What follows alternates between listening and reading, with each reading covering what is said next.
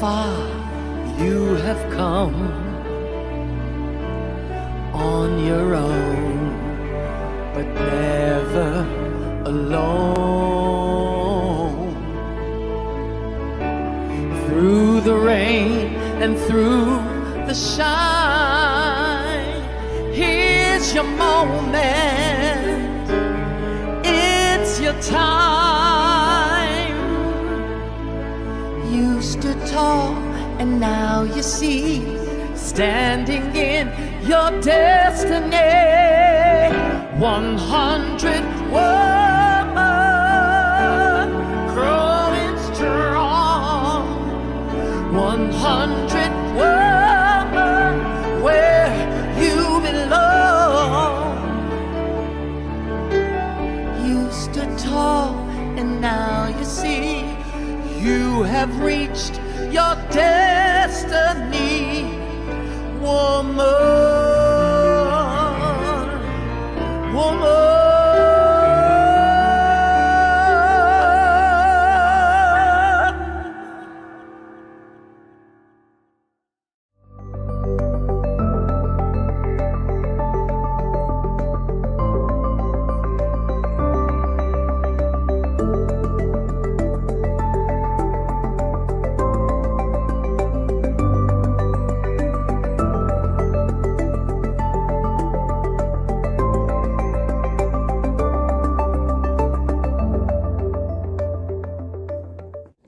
As people of African descent, we offer this land recognition in solidarity with the indigenous peoples of Turtle Island in the efforts and deliberate intentions toward decolonization. As people of African descent, we acknowledge the land of Turtle Island that sustains us, express deep gratitude to its indigenous peoples, and pledge to honor our dignity and divinity that ultimately connects us all. By Kay Johnson. Welcome to 100 ABC Fireside Chats. 100 Accomplished Black Canadian Women is a bold project initiated by co-authors and co-founders, the Honorable Dr. Jean Augustine, Dr. Denise O'Neill Green, and Donna Jones Simmons. Our mission is to celebrate and archive the professional accomplishments of trailblazing Black women from all across Canada. The goal is to create an ever-expanding database available for current and future generations via print media, public and private libraries, as well as our website, which is www.100abcwomen.ca. In addition to our fireside chats on topics that matter to our communities, such as education, healthcare, entertainment, creative arts, trade union, and so much more, we offer biennial book launching galas and biannual symposiums. The co-authors and co-founders would like to take this opportunity to thank each of you for attending today's fireside chat. We know that you will find these sessions educational and inspirational. So sit back, relax, and hear from our brilliant and talented honorees. Good day and welcome, everyone. I'm Donna Jones Simmons, co-author, co-founder, and architect of the 100 ABC Women Project. Today's conversation is about Black women telling their stories. Black women's stories come in different shapes and forms, through book writing, filmmaking, and performance, and entertainment. You will get all of that today. So sit back, relax, and ponder on the individual stories. Can you resonate with your stories? This episode will end with a storytelling performance by Letna Allen Rowe. Today's moderation is being held by Jacqueline Dixon, Storytellers. She is an award-winning sales trainer, a professional speaker, and television host with Rogers TV Simcoe region. She is well known for her passionate work in educating, inspiring, and empowering women in leadership. Over to you, Jacqueline.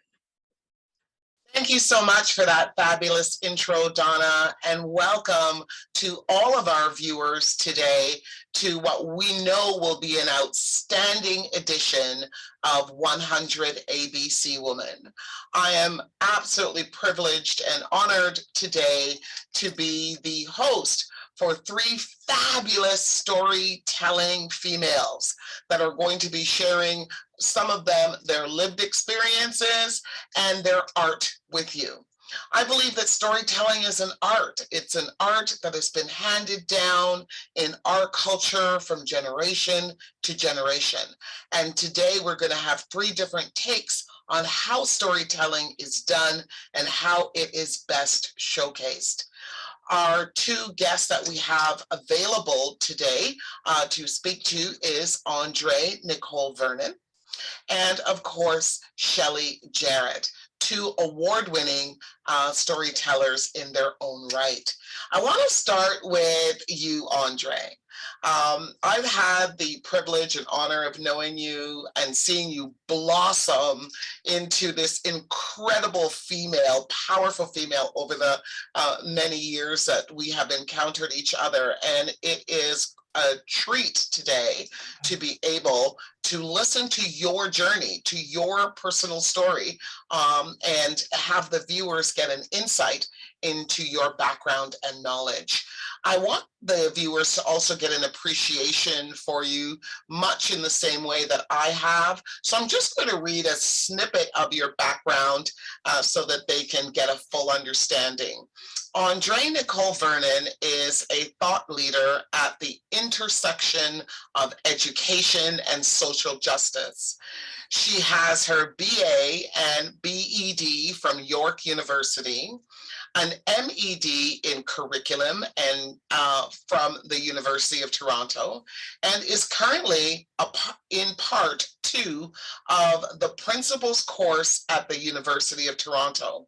Andre Nicole Vernon has 10 plus years experience as an educator, is a business owner and author of 8 inspiring and motivational books, is a mother to a young king and lifetime partner to a king.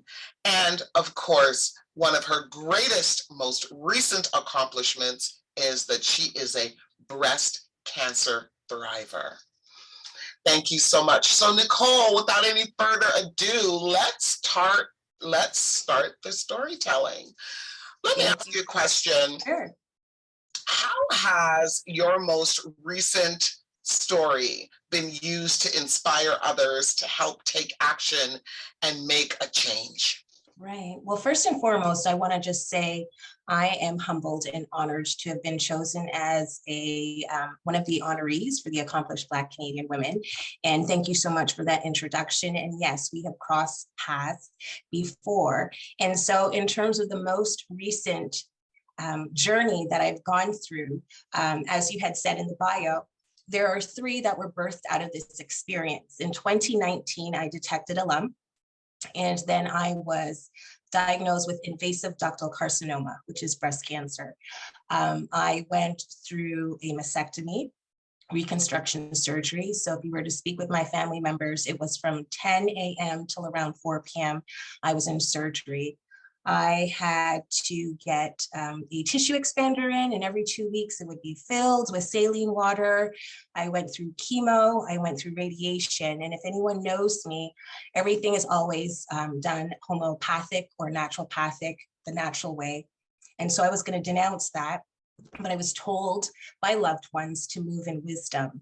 And so even where that is concerned, I chose a different type of chemo. I reduced medication. I was supposed to have 5 weeks of radiation, but only had 16.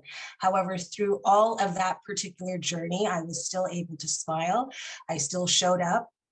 And I attribute that to what my parents instilled in their children in terms of a healthy growth mindset, in terms of being around those who love, in terms of detoxing anything that didn't serve me, whether it was food, whether it was people, and prayer. And so these 3 books that were birthed out of that experience, they have not been released to the public. However, they will be in December, because that will be 3 years that I am a thriver. And I titled them Conquer Her, but spelled CONQU-HER. Conquer Her Thoughts, 12 Mountains Moved, and also Conquer Her Devotionals, and Conquer Her Me and My Breasty, a Healthy Breast Cancer Regimen. And all of these books were birthed with either, I will say, encounters here with angels on earth, whether it was at the hospital, whether it was at the lake, whether it was at a grocery store, whether it was at a function. The book was birthed out of conversation. And so if anyone knows, the way that I write is that I like to ask questions. I allow the readers to have the opportunity to write down their thoughts and to answer questions and to journal. And so that's how that came about. The devotional book is a story in itself because of my family physician, who is my sister. And the reason why I say that is she uttered 4 words to me and said that I was a woman of grace, wisdom, and 2 other concepts. And from that, that's how the devotional book came about. I've always had a relationship with the Creator, and that is what carried me through. And so Me and My Breasty was just everything that I did. I was roller skating. I used to run track. Of course, like after chemo, I was not able to do the things that I thought in my mind. However, I still did whatever I needed to do, whether that was exercise, whether it was a regimen in terms of how I ate, the alkaline diets and things of that nature. So all of those information I basically share with the readers. And so here we are, storytelling. And so that is one of the most recent stories. And I feel that it's used as an inspiration just because of the fact that wherever I would go, somehow it would come up in conversation. And then these individuals who I spoke with now have become friends. Sometimes, again, it was at the lake, complete strangers. And then it was just this platform that allowed us to bond on a different level in terms of being thrivers. Or, sometimes it was at the hospital when I would see people looking a little worried, just uttering a word, and them reaching out and saying, can you pray with me? Like, can you speak, about your journey or whatnot, or just bonding with people? Because one of my stories was that during the chemo, all of my hair fell out.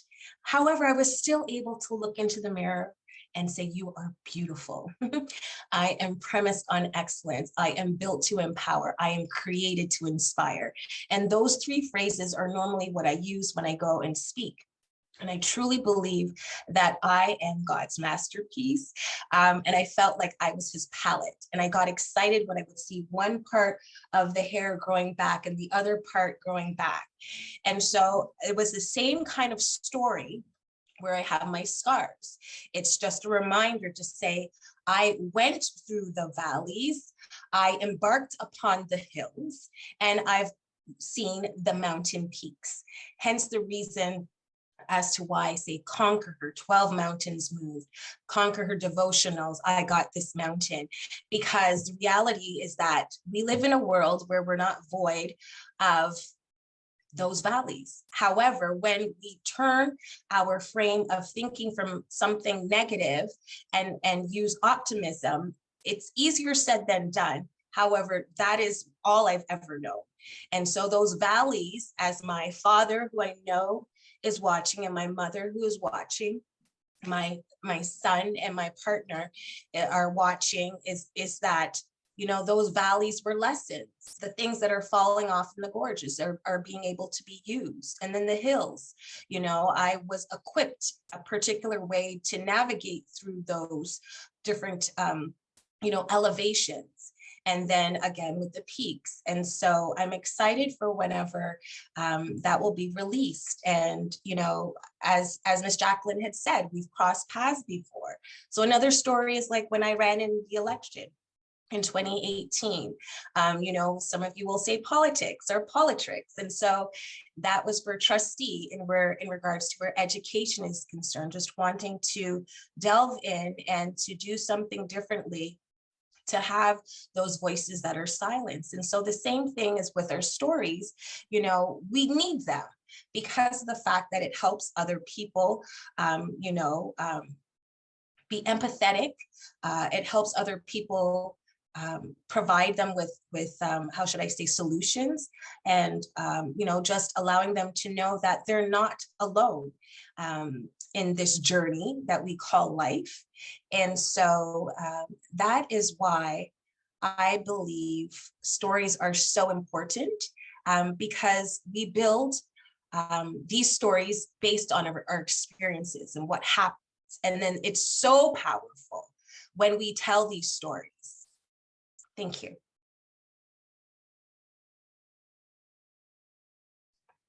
Thank you so much, Andre. I'm listening so intently to what you're saying, and there are so many questions that now come to my mind that I would like to just barrage you with, but I won't, but I will sneak a few in that we hadn't planned for. The first question that comes to my mind is, when you encounter a new soul, how do you know when it's the right time to tell your story?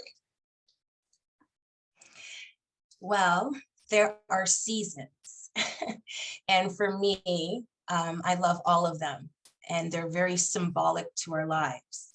So winter is very symbolic in terms of things that are dormant. Normally people, when they see winter or experience a winter storm, they think of something negative.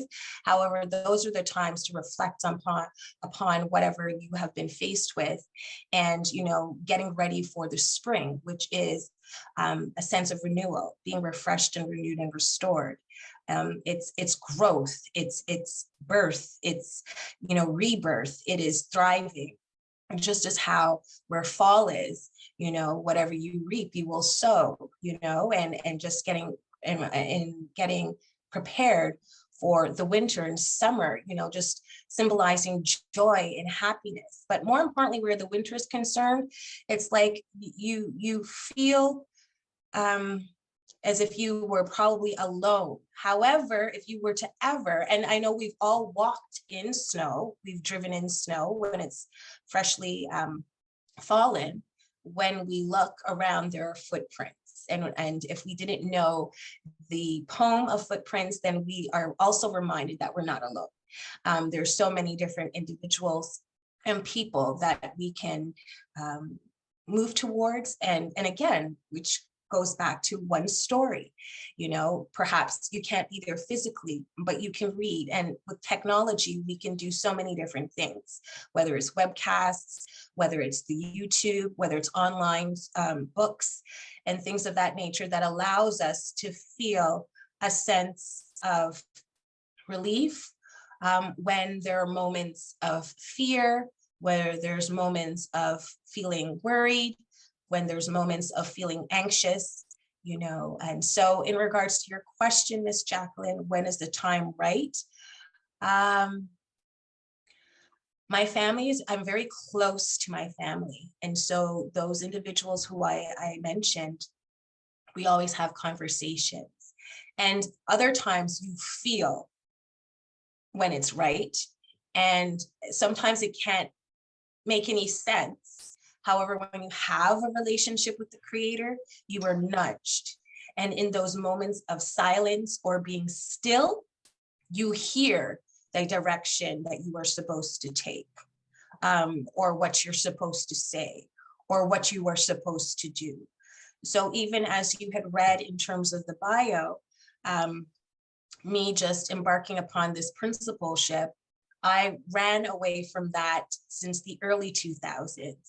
However, you know, if we're talking about stories, a friend says, well, you know, I just see you being the principal at the school. And I said, well, how do you figure that? I'm not even enrolled in the course. I'm good with what I'm doing. However, just listening and being obedient in those moments of stillness and being directed, and complete strangers coming to you and giving me examples as to say, well, this is the path that I need to take. And so I keep on saying that it's definitely been a year of obedience in terms of listening, because I'm very stubborn. My parents come from Jamaica, and they say, bore ears, I have it. It runs in the family. However, I am listening to that voice. Fabulous. And another follow-up question to that. You mentioned that you have written a book, and you've used the word conquer in a few of the titles of some of the projects that you are currently embarking upon. So that's telling me that words have power for you. Words have meaning for you. Can you elaborate a little bit more on your specific choice of words that you have used, whether it is in your book writing or in your speech? Thank you again for this question, and you know me too well. So yes, words are very powerful. It brings life or death, I truly believe. And again, I spoke about how I was raised. And so it's not to basically sweep things underneath the carpet or the rug in terms of what you may be embarking upon or going, or what you're faced with, or what life has dished you. However, just looking at it a different way. And so, yes, I deliberately called it Conquer Her, because of the fact of, you know, the journey that one has to take to climb that mountain, so to speak. So I was given those tests, those trials, and those tribulations to show not only myself, but others that mountains can be moved. And so conquer her. When you're more than a conqueror, you're victorious. Even, you know, entree means strength. Nicole means victory of the people. And so that in itself, our names, our stories in itself. And so when I would say, my goodness, you know, when I see pictures that I have taken, or I was one to, you know, print out my reports because I had access to them. I went to Sunnybrook, and the oncologist would always say, you don't have to do that. And I said, but that's just me. This is my body. I need to know. And people were just amazed with my story, and had slew of residents and said, you heal so well. I don't understand. Oh, you're wearing this. Everything was a story. And so, yes, words are very powerful. I deliberately called it Conquer Her, for any female or person that was taking care of a thriver, a survivor, provider, whatever it may be, because that cancer is prevalent in my family. And I claimed my healing. And finally, another story is when I had detected the lump, I wrote a letter to my creator, to my God, saying, I am healed. I still have that. I still have the Post-it note, what I put and what I placed on my, in our bathroom mirror. So yes, everything is deliberate. Thank you. That is a very emotional and powerful answer. Another question for you. Why, as I mentioned earlier when we started, that it's my belief that storytelling is an art. And in your words, why do you believe that storytelling matters?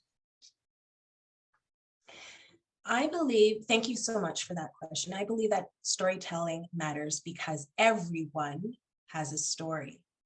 And in order to allow a story to manifest or to come to life, it doesn't just have to be a writer. Our stories are, you know, our scars. Our stories are our smiles. Our stories, you know, are the journey that we are embarking upon, you know. So stories really, really matter because everyone has one. Every human being even animals per se, they have a story. They just don't know how to communicate it. So it's truly a gift to be able to partake or to participate or to share your story, just for the reasons as to going back to the questions that you asked me. They're very powerful. It can uplift someone. It can dehumanize someone. It can break someone. It can hurt someone. It can restore someone. And so they come in just different many formats. Poetries, I feel so blessed. I'm sitting here with Miss Shelley, and everyone will be able to hear her stories and how they're conveyed. Stories are just even movements, stories are through music. So those are my reasons for thinking that everyone has a story. Thank you so much once again, Andrea. It's always a pleasure speaking with you, and sit tight because I don't think we're done with you yet. But I would like to now introduce our next panelist today in our storytelling episode. And whether you're joining us today with a cup of tea or a glass of wine, sit back and get comfortable with us as we journey further into storytelling. Ladies and gentlemen, our next panelist is one that is very well known within the community. Her name is Shelley Jarrett. And I would like to read you a snippet of her bio as well, so that you can get an appreciation for Shelley's background, much in the same way that we do here at 100 ABC.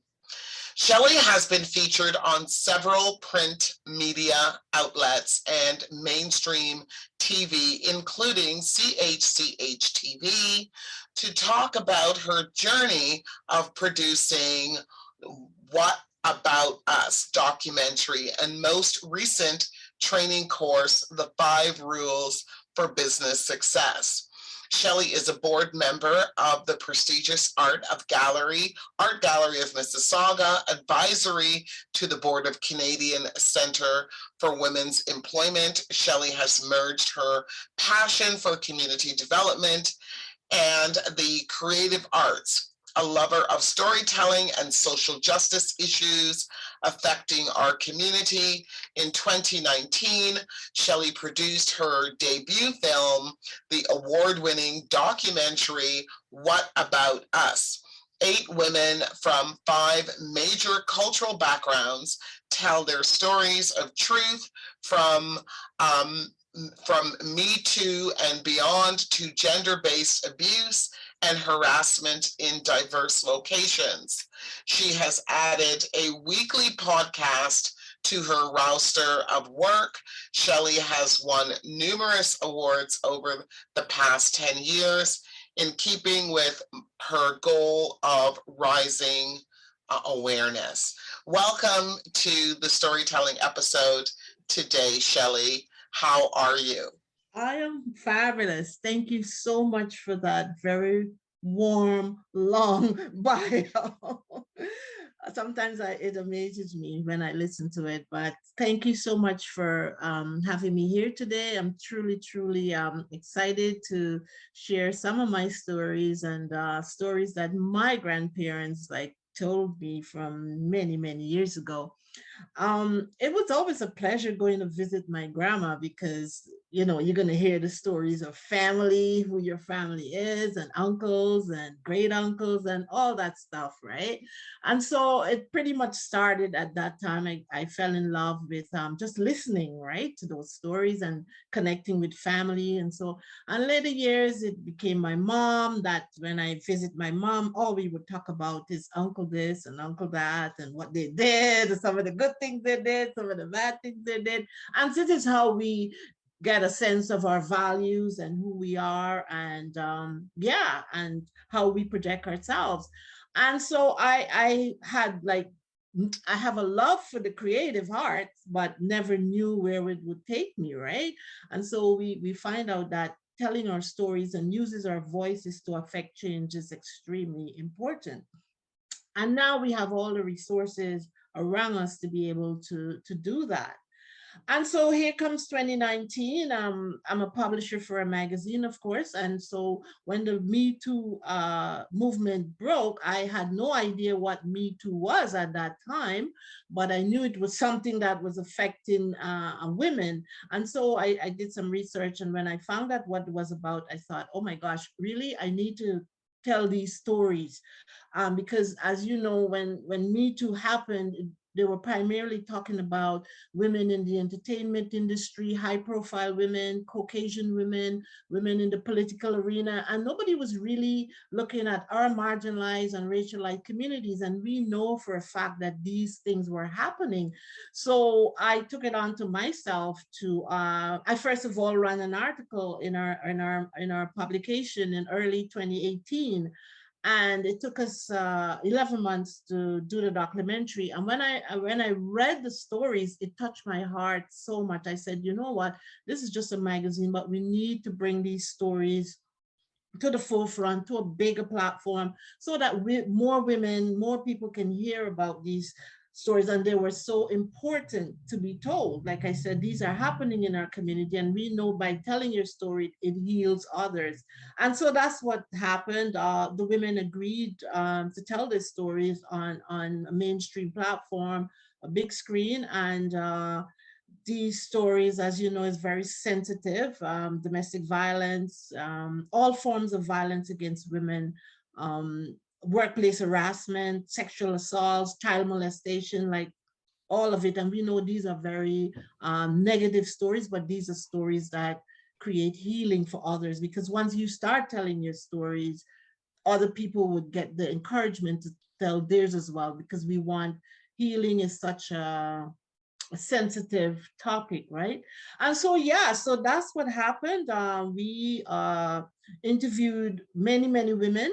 Some of the women are from the feature, of course, and then we put out a casting call for women from all backgrounds. We didn't just want Black women, because we knew it happens across social economic spectrum. So we wanted all women, as many women as possible from different cultures, to really tell their personal stories and be able to assist them to own those stories.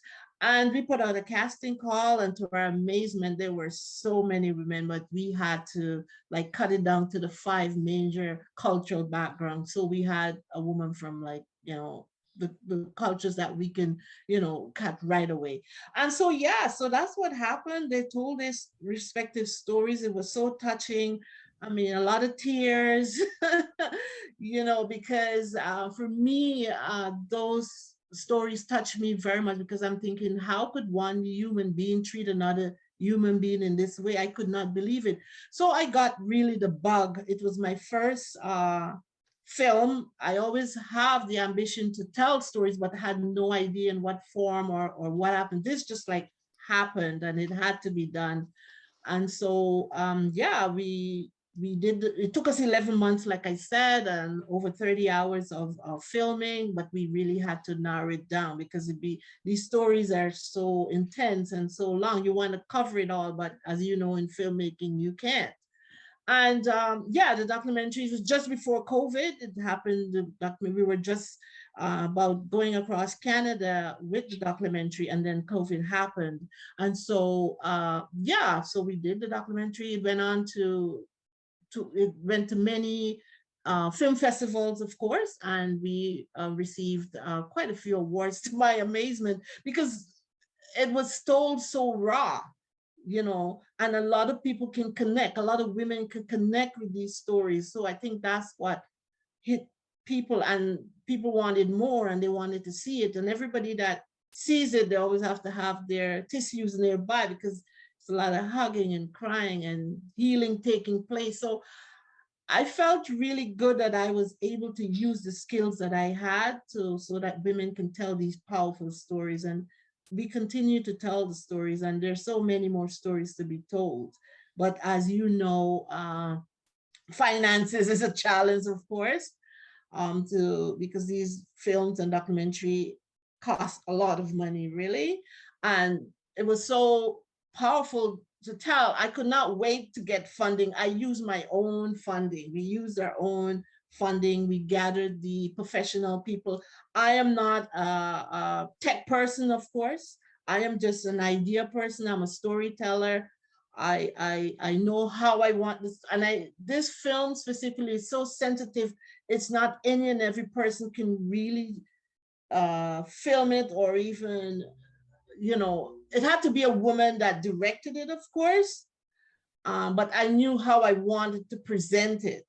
It was very, very sensitive. And so I was just very fortunate that I was able to gather these professionals around me that were able to tell the story the way it's told. And my goal is to take it again across Canada, outside of Canada, everywhere, because violence happens to women, happens everywhere. And so that has been my advocacy work. I now have the bug to continue to tell stories. Like I said, we as Black people should be telling our own stories, because we live it. And so we are the best people to tell our stories the way we want to tell it, not the way another director or producer wants to tell our stories. And so that's what encouraged me every day to get more into filmmaking, because like there's our stories are so many. Like my grandparents told me stories about family, but storytelling goes beyond family. You know, now I can pass on this to my children, and my son is so interested in Black history. You know, for me, I know of some of the things we went through as Black people, as enslaved people, but did not know until my son started educating me. So that's like a generation later. So we got to continue to tell our stories. And like I said, we are the best people to do that. In my opinion, I think we are the best people to do that, and to always pass it down to our children, just like how my grandparents, my mother passed it on to me. We can pass it on to our children. And so, because we got to be telling our stories, whether it's family story, work story about experiences we had at our workplace, like Andre talked about her experience in her health. You know, in every aspect of our lives, there is a story to be told. Thank you so much for that. That was a lot to accomplish in such a short period of time. When you think about from the point where you find out about the Me Too movement, you mentioned that you weren't even quite sure that you understood what this Me Too was even about. So you had to do some research first to find out what is Me Too. And then once you clearly made sense of what this Me Too is, then you wanted to bring that message to fruition in the form of storytelling. So we hear the word storytelling, and a lot of us might look at it from from a very basic standpoint of, we grew up understanding storytelling is that with you, basically reading a bedtime story to your child at night, of, fictional story about bunny rabbits and fairy tale godmothers and all that type of stuff. Or is it something much, much deeper than that? So maybe you can elaborate, as a person in the art of storytelling through film, what is storytelling? Well, for me, I think storytelling is about capturing that moment, capturing those things that are sealed. You bring it out to the open and tell it in the best way possible. Storytelling is about people, places, events, things. Like anything could be a story. A sentence could be a story, because things are constantly, we're experiencing different things all the time. And these stories, they can heal people. They can help people to move from one level to the, it could make changes, right? Like, for example, we are going through a lot of dealing with race and these kind of things, a lot of anti-racism. We need to be telling stories of why it's not right to discriminate against somebody. So storytelling is like everything. Like, you can see it. It's even the trees, the rain, the sun, the snow. It's just we all have these creative abilities. It's just for us to bring it out and to embrace it. This is what we love to do. Like like I said, years ago, I had no idea I'd be doing this. So that tells us that we all have it within us. We have that creative juice within us. It's just the opportunity, because even now things are happening, things are changing so fast. Storytelling is in the now. What's happening now? Let's bring it out more. Let's talk about it. Let's have conversations. So all that is storytelling. Wonderful. Thank you so much. And specifically speaking about the movie that you had brought to the big screen, you mentioned that you had 5 ladies that you followed along, their journey and help them to share their story on screen.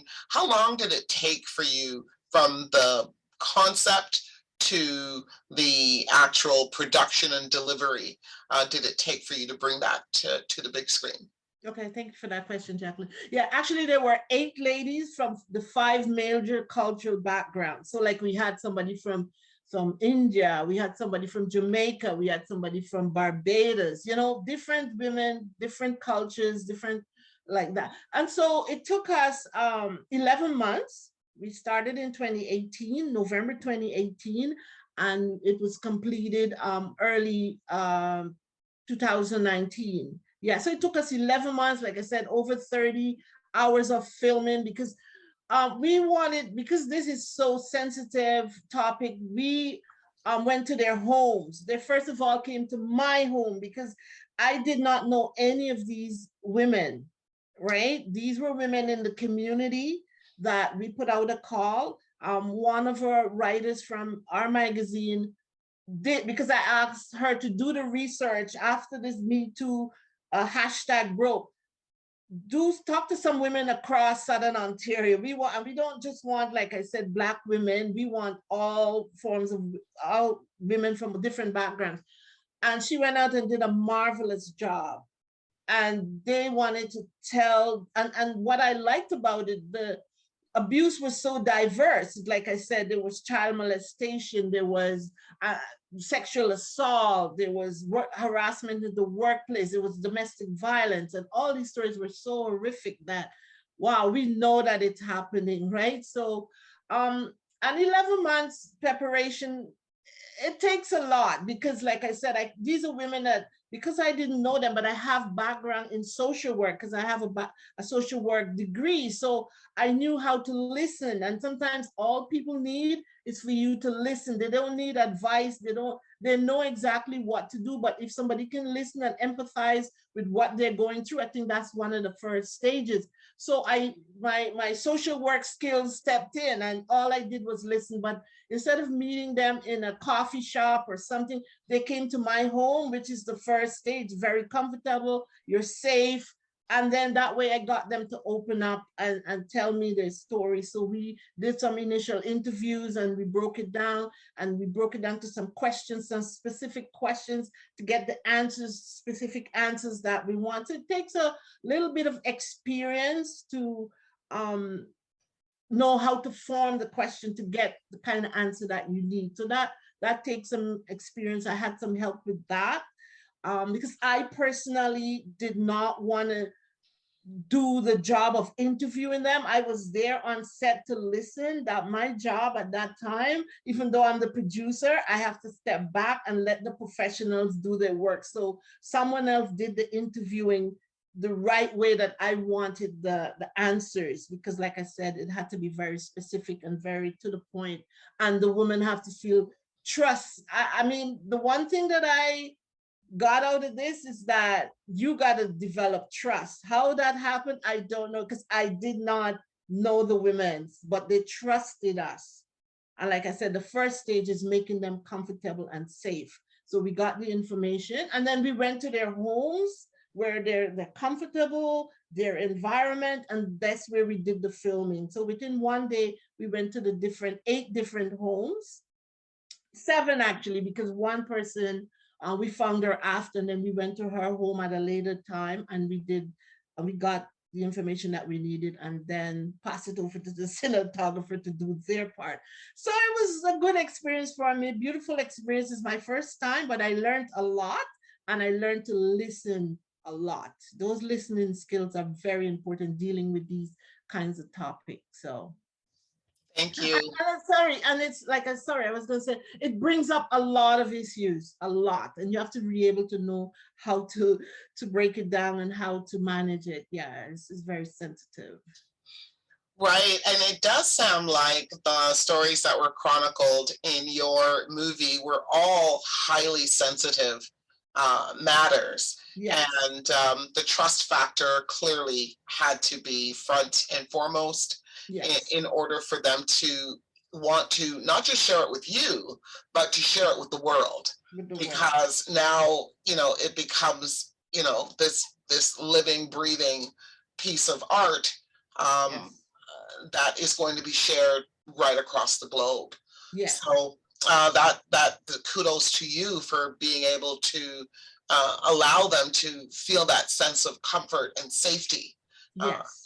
in speaking with you and trusting that you would bring their truth to the screen in the way that they wanted it to be heard. Yeah. So And it's also it's a healing process for them as well, because the more they speak about it, then they all wanted to do something about it, not just stay with it, share it with other women, so it would help in even their healing process. And so that was the good thing about it. I guess it was just the timing, where the stage they were at that time in their lives. I mean, all these women have moved on right now. Some of them, most of them have moved on. Some are still in the healing process, because something like this takes years to heal. Some women may never heal, but each person have their own time and they need that space for their own healing. So yeah. thank you. And for those who are on the interview program today, and for those who will watch it later on, and would like to know more about this production, this film, how can they get a hold of it? Is it still possible to be viewed? Would you be able to share that information with us? Yes, it is. They can go to our website. The trailer is on our website. The trailer is also on YouTube. It's called What About Us? Right? And yeah, they just contact me and we like to always attach it with, when we screen the documentary, with a panel discussion, and we also include the men in the conversation, because, it's both parties. It starts both with men and women. So if we can always include the men, we want to hear from the men. Why does this happen? How can we get to stop it? That's part of the advocacy work. So I like to show it where groups or conferences and anything to do with women and improving women's lives and stuff like that. Yeah. And how Because long it's also very triggering, right? So I always have to be careful of how I show it, because it's, yeah. Right. And how long is it, Shelley? Okay. It's a full documentary, it's 99 minutes. Okay. Yes, but the trailer is, just about a minute or so. And the trailers are very powerful. You can have conversations, panel discussions around just the trailer. Thank you so much. And I'm going to open up the discussion now to both the ladies. Once again, I'll bring Andre back into the discussion for the next question. Again, I go back to the fact that I believe that storytelling is an art. And then, once you have the skill to be able to bring thoughts and words to life, it can, be so healing and so moving and so powerful. But the question now for both of you is why? The big why. Why is it important for us to tell our stories?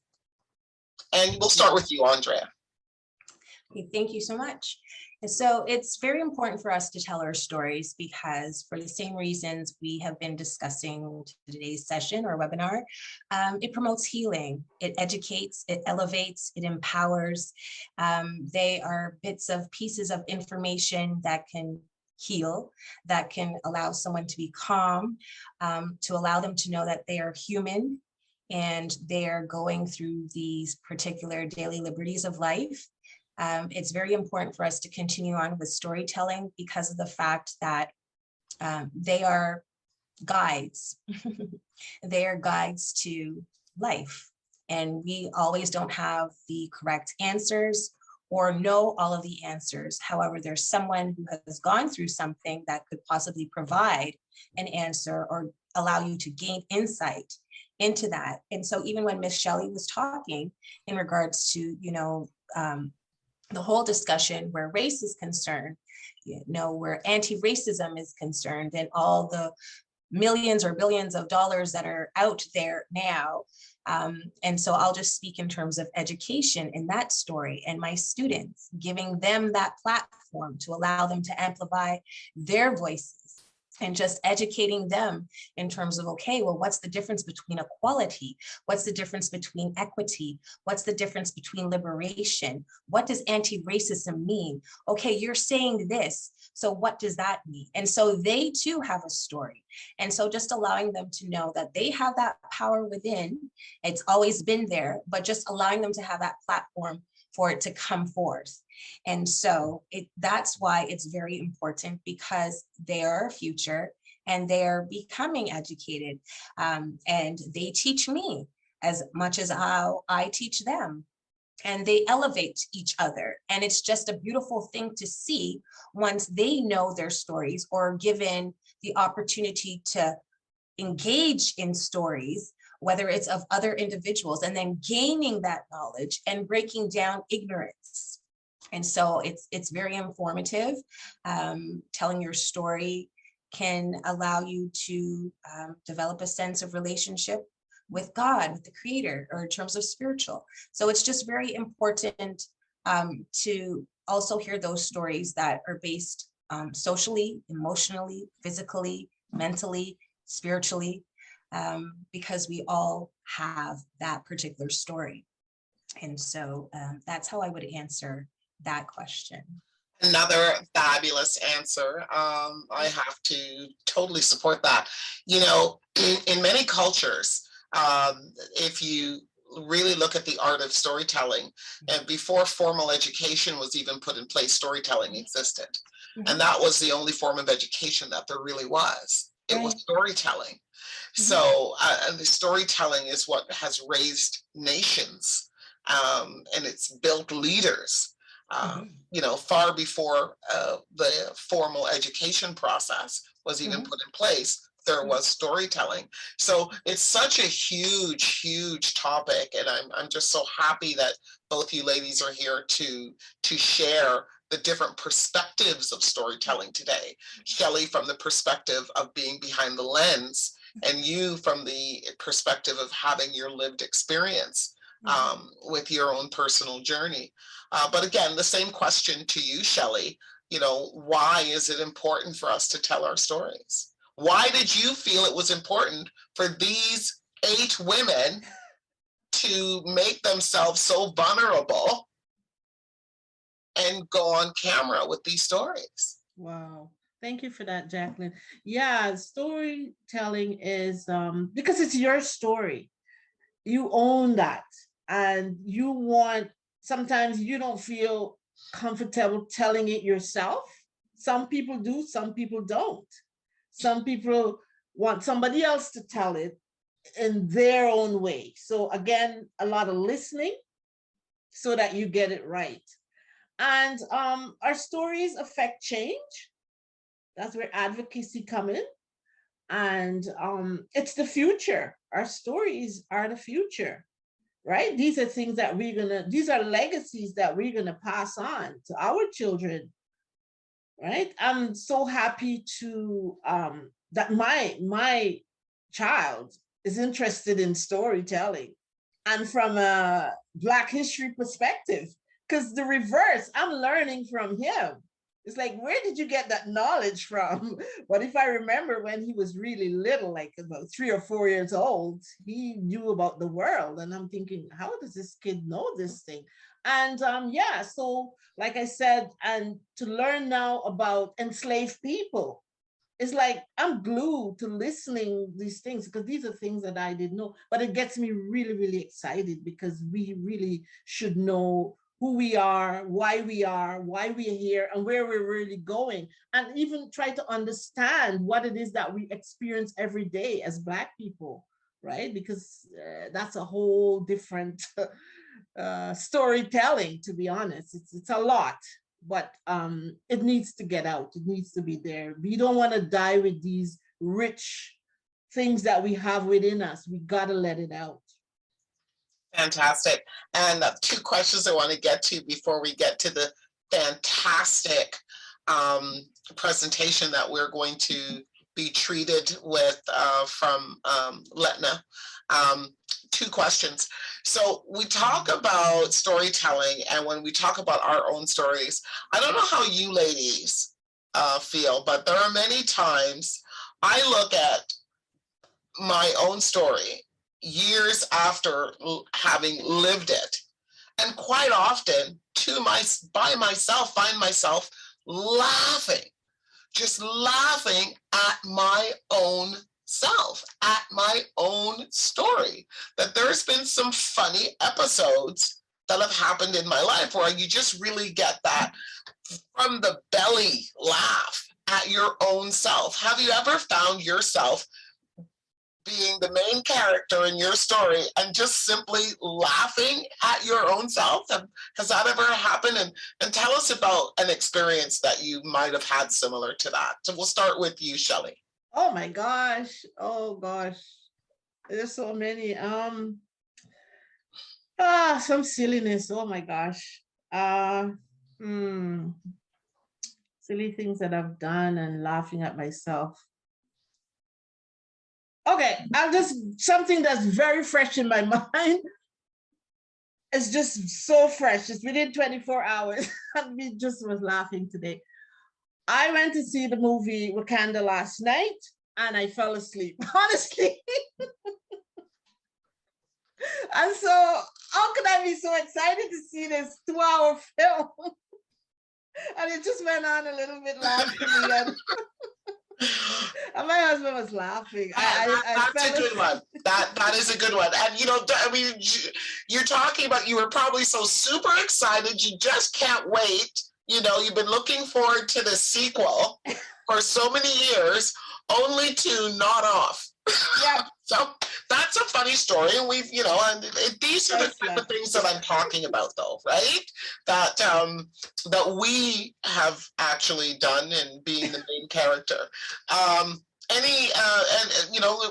invite any questions from the audience as well. If you want to add to the line of questions that I'm asking the panelists, but Andre, maybe you've had a similar experience as well. And I'll tell you something, Shelley, just to let you know, I was there at Scotiabank on the premiere night, just to let you know, you were not alone. Andre. Yes, Shelley, when you were sharing that, I wanted to say that would be me, because I've done that. So even when you pose the question, is there something silly? Anyone that knows me, it's that I love to laugh and I love to play or run jokes, so to speak. Yeah. So I'm always laughing at myself, and then everyone's just looking to say, but I find myself to be entertaining. So for example, whether it's my son or my hubby who is sleeping, it's like I'm always doing something to aggravate them and to get a reaction, and they're thinking that it's something else, so I just laugh. So that's just something very simple. Let me see, I think back in the day when it had snowed or something another, and I'm just walking and whatnot, and then slipped. But then, I laughed about it, because you could just lay there on the sidewalk in the snow, or you could just get up and just call it a day. So laughter is a part of my life. Yeah. And it's very good that we are able to laugh, even during these unprecedented times, and just for the things that we shared. Michelle had shared amazing things. And, I was writing in the chat, like, for the women or the participants to trust you, that is huge. And so that's why they were able to amplify their voices. And so even, the journey that I went through, but, I was still laughing and still running jokes and still smiling and happy. Believe it or not, it was a positive experience. So that's my take in terms of your question. Wonderful, wonderful, fantastic. And again, I invite the audience to put your questions in the chat for the ladies from whatever perspective you want to view storytelling. But you know, for me, I'm just going to interject my own personal situation just for a quick moment and say that, you know, this is one of the reasons I was very interested in moderating this discussion called storytelling, is because another part of my volunteerism, as you know, Donna had mentioned when she opened up, is that I very much an advocate for women's empowerment. And I launched a new branch of my not-for-profit, and it's called The Resilient Woman. And the resilient woman's message is our story is our strength. And I don't know, it just came to me one day when I came, you know, our story is our strength. And everybody who sees that really gets it, because I do believe that our personal stories become our strength. And the deeper that story is, the stronger you are. And that's what makes you the resilient woman that you are today. So I loved the stories this evening. I loved this afternoon, and I loved it from the various different perspective. I'm seeing here, Paula, everyone is, you know, we've got some great supporting comments that are in the chat. People are agreeing with us that they do agree with the laughter. Everyone loves the laughter. I can tell you a million stories about myself. I would just laugh all day long. But it's all great, and it's all thanks to storytelling, right? And we should give ourselves permission to laugh at ourselves. And the art of storytelling, as you mentioned earlier, Shelley, we need to tell our own stories. We need to be the architect of our own stories. And because these are the stories that we're going to pass down from generation to generation, so that they know that we were here at one time, we were here and we existed, and this was our experience. So congratulations again to both of you. Before we go into Letna's presentation, my question to both of you, if you could just quickly in 1 minute or 2 minutes or less, mention to us, for a person that feels that they have a story in them. You know, we all have a story in us, but that person who feels like they really have that story in them, and there's a story that is really heavy on their heart, how does that person deal with that weight that is on them in regards to giving birth to that story? How does one do it? What are the steps that one can take? Okay. I like to answer that. Thanks for that, Jacqueline. I would say to that individual, don't be afraid. Your value is your superpower. Own your story, right? Be around the right people that would tell your story the right way that you choose. You can choose to tell your story in a book. It could be an audible. It could be a podcast. It could be anything that you like. Once you get it out there so that you can share it with others. And that's the beauty about it, because your story is also someone else's story and they can heal from it. Fantastic. Andre? Yes, thank you so much. And just to echo some of the sentiments that Ms. Shelley had spoken about, there are different forms or mediums. And so what people have to realize is that not to judge ourselves with others. We are all unique individuals. And so what would work for one may not work for others. Maybe this story is, you know, told through dance. Maybe this story is told through, you know, painting. Maybe this story is told through creating, you know, clothes or whatever it may be. And so if this individual does not feel confident at this particular time for whatever reasons, because it's multi-layered or whatever they want to write about, then they can maybe record it. They don't always have to write things down, and they can use those different various mediums as well too. But to also, this goes back to the question that you had asked me, Jacqueline, when does it feel right? And so sometimes other people will come into their lives if they are perceptive to that, or sensitive to that, and we'll act upon that. Maybe we'll have it and just write it in a book or have it here, and then that one day it's like it's time to release it. So I don't have like a definite answer. I do have some examples, like in terms of just those various mediums that can work. Maybe it's poetry, maybe it's singing,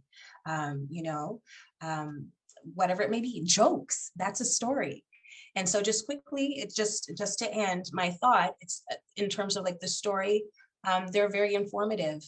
And, I just remember my parents starting with those Anansi stories, or stories about, my grandparents and great grandparents. If I go to my mom and my dad, I know all the way back in terms of ancestry. And so that is powerful. That's a tool, right? And that goes back to what Miss Shelley had said as well, too. There's so many people who are lost in regards to their stories because of not knowing the identity.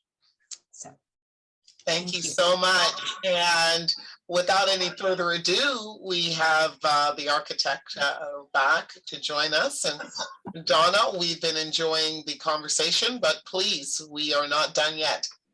Yeah, thank you so much. Great conversations, but we can't end without another set of laughter. So thank you so much. Let's listen to Letna Allen Rowe, who has provided us some performances and music and singing, so that we can end our day with a large smile. So thank you so much. Over to you, Malcolm.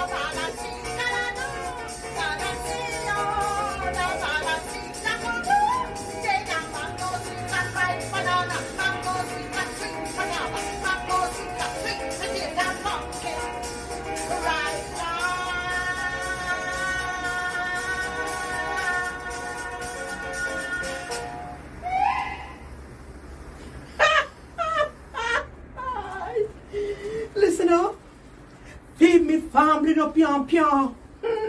Me daughter Suda teach. And when rain fall and pass sick, me son Uriah preach. Sunday gone, rain falls until pastor couldn't come at church. See ya? People was in a church, and so Uriah get me broad.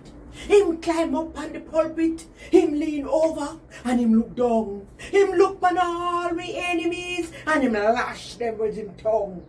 The first one him take on was lies. Who did tell the lie for me? Him look straight in the lie's face and say, "Thou art the mounty, thou art the roarsome." And then him look for me and said, "Thou art the slaughtered lamb." The next one him take on was Teacher Jones. Who did beat him when he was the size of that? Him looked straight in at Jones' face and said, "Let him that sit upon the housetop not come down." The next one him take on was Butcher John, who is noted for sell scraps his meat. Him looked straight at John's face and said, "Thou shalt not give thy neighbors flululoops to eat." Them knows them, but them can't back answer him. So next time church member mail me nah say nothing. Me just a wait till rain fall or pastor sick And my one son, Uriah, preach.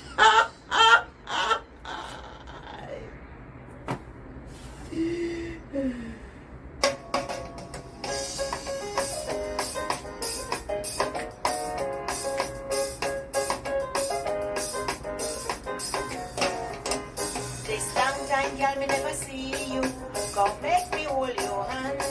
This long time, girl, me never see you. Come make me hold your hand. Village and cross it up and treat up because the blossom. Make me hold your hand, girl. Make me hold your hand. This long time, girl, me never see you. Come make me walk and talk. This long time, girl, me never see you. Come make me walk and talk. Village and cross it up and treat up because the blossom. Make me walk and talk, girl. Make me walk and talk. This long time, girl, me never see you. Come make me wheel and turn. This long time, girl, me never see you. Come make me wheel and turn. Village and cross it up and treat up because the blossom. Make me wheel and turn, girl. Make me wheel and turn. Make me wheel and turn till we tumble down. Make me wheel and turn, girl. Make me wheel and turn till we tumble down. Make me wheel, turn, girl.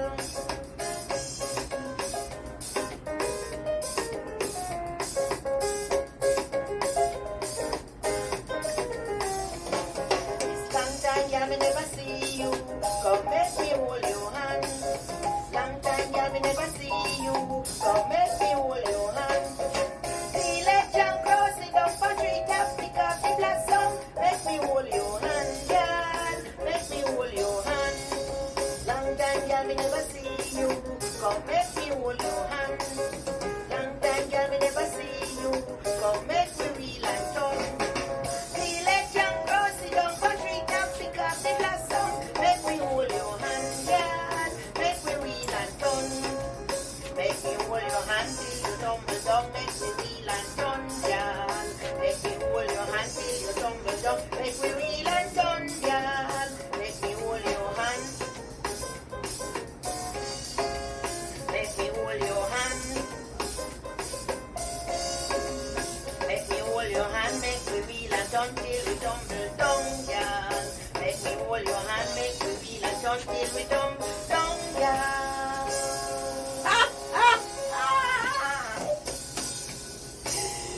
Listen now. The other day, you know, my daughter, yes, she's studying in Paris, France. And true, she know me like the excitement of Paris, France, you know. She come home for holiday. And then she said, Mom, I am going to take you somewhere very nice. So listen to me now. She buy me ticket and me and she board the plane to go to Paris, France. Listen, when we go to France, the child go back up with her friends them. Because she did promise, you know, to take me, go down to see a play. But when she buck up her friend them, you know, she think me did young like her and happy and gay and everything. She said, Mom, I'm sorry, but you'll have to take the bus to go down to see the play. I said, not a problem, my love, not a problem. I will take the bus and go down to see the play. Me take the bus and go down to go see the play. But before me take the bus to go down to see the play, there was a shoe store across the road from the hotel which didn't have me. And me go over the shoe store at the hotel, yes, me love. And me buy myself a lovely pair of shoes. Me say, you know, when I put on the shoes by my foot, it fit me like a glove. Anyway, me dress up nice and dandy in my nice foreign clothes that she buy give me. And me lovely pair of French shoes. Who don't know how French shoes nice, you know. And me take the bus and me go downtown. When me reach downtown, she tell me exactly where the theater was. So me follow the instruction to a T. And me find the theater. When the show done, and me fi go back on my yard, night come down now. And me take the bus to go back home. Because she can palaver with her friend them in a friendship Parlez-vous Paris. Me take the bus to go back home now, you know. When me dep on the bus here, all of the building them look like one another. Me don't know where me a go. Because she did tell me where me live, you know. So me thinks that me remember the address. When me dep on the bus and see the bus a pass the place and everywhere look alike, me forget the name of the street when me fi come off. Hey! When me look, me say driver, It look like you carry me in the wrong direction. One stop, driver, one stop. So me come off of the bus. Yes, man. When I come off of the bus, you know, and I look, I say I am going to walk back in the opposite direction. So I start to walk back in the opposite direction. Listen up. I'd never walked 10 minutes good. The boot start to rebel by my foot. Me say the boot burn me so till me say I sit down the boot burn me. I turn up the boot burn me. I lie down the boot burn me. I roll the boot burn me. I jump the boot burn me. I catch pan a tree the boot burn me. The boot burn me till I think I was going to die. Me say the boot burn me, you see, when at their country up at Chapelton and Chowtal and James, you know, and me get a buck toe, and my granny hold the toe, you know, and then she throw a little blue stone in her head, and after that it feel like say she take the foot, you know, and she tie it up with barbed wire, and after she tie up the foot with barbed wire, she throw a cursing knife on the foot, and after them throw a cursing knife on the foot, them gas the foot, and after them gas the foot, them light the foot a fire, and so the boot burn me like a fire upon the foot, and all of a sudden me hear a voice in my head say, take off the boot. You don't live here. Nobody don't know you up here. Take off the boot. Huh? I catch pan the tree. I take off the pair of boot. When I take off the pair of boot, me foot them sing, hallelujah. Huh? What a relief. So me pick up the pair of boots now, and me harm them. And me start to walk up the road singing two of the song when me hearing at the play, you know, because it was a musical. When me look back at me hear a voice say, Miss Letna. So me I what I that. So the voice became sweeter. Miss Letna. When I look back at me, ladies and gentlemen, who no see back at me but Peggy Purchase? No Peggy Purchase, say, Miss Letna, what a way you mash up. You left from Jamaica or Canada and come back in a Paris and walk barefoot. Me say, Peggy, me no mash up. But Peggy, put yourself in my position. Walk a mile in my shoes, Peggy, and you will know how shoes burn me. So listen, no, anything you have in New York, do you know? And if you know, see Peggy Purchase and come, sit down, Panny.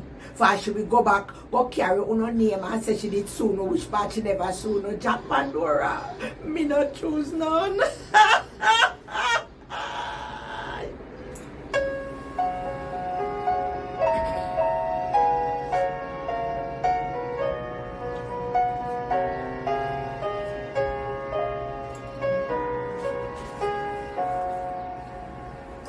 It was under the coconut tree, darling, under the coconut tree, darling, you promised to marry to me, darling.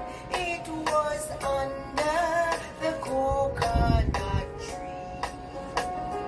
It was under the coconut tree, darling. It was under the coconut tree. It was there you gave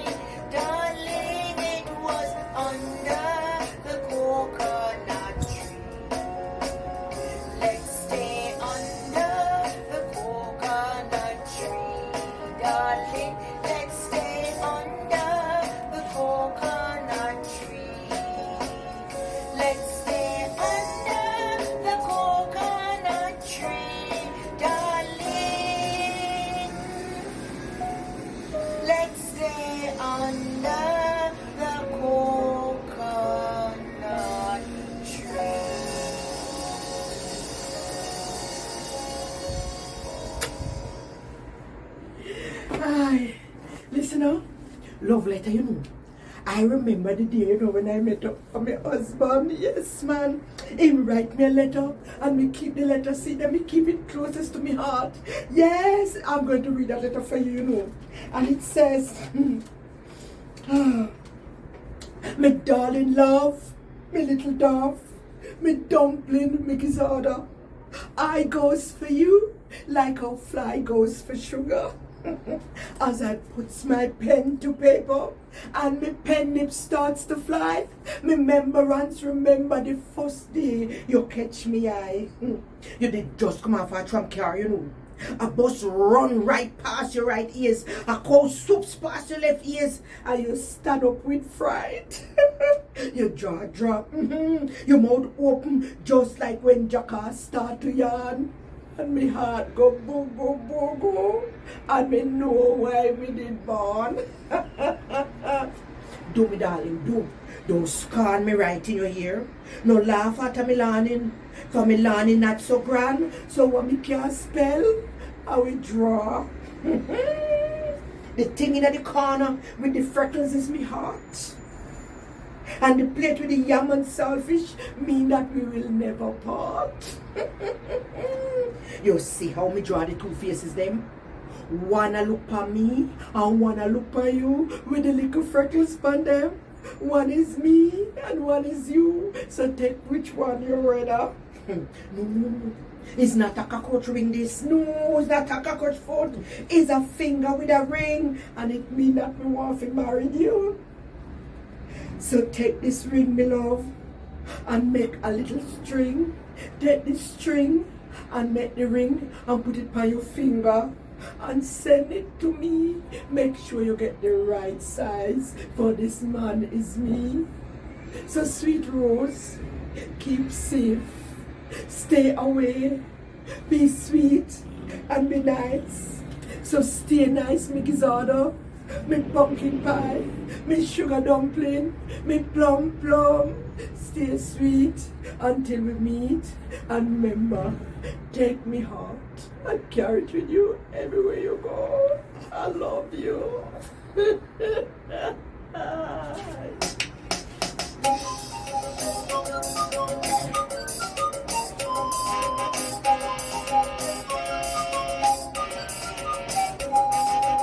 Down Emmanuel Road, girl and boy, we go broke rat stone. Go down Emmanuel Road, girl and boy, we go broke rat stone. Girl and boy broke them one by one. Girl and boy broke them two by two. Girl and boy broke them three by three. Girl and boy broke them four by four. Girl and boy finger mash no cry. Girl and boy timber play we play. Go down Emmanuel Road, girl and boy, we go broke rat stone. Go down Emmanuel Road, girl and boy, we go broke rat stone. Girl and boy broke them one by one. Girl and boy broke them two by two. Girl and boy broke them three by three. Girl and boy broke them four by four. Girl and boy finger mash no cry. Remember play with the play, girl and boy.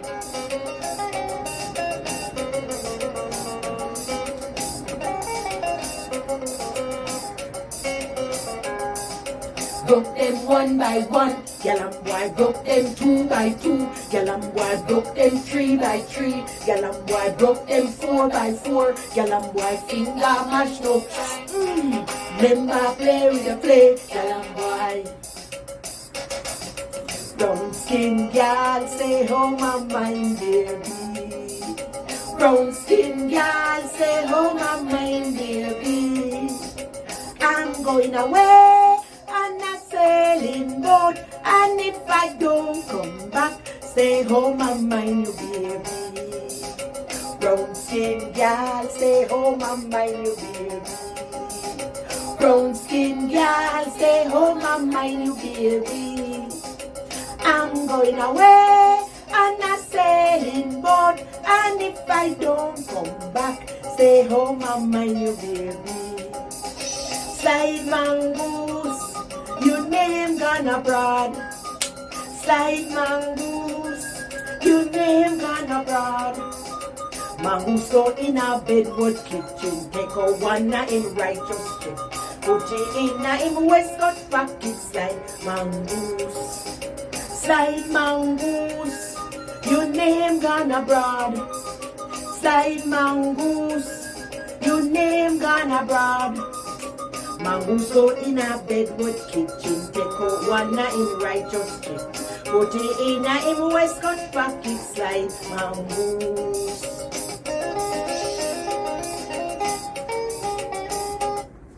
Mongoose go in a bedwood kitchen, take a one in righteous chick. Put it in him waistcoat pocket, slide mongoose.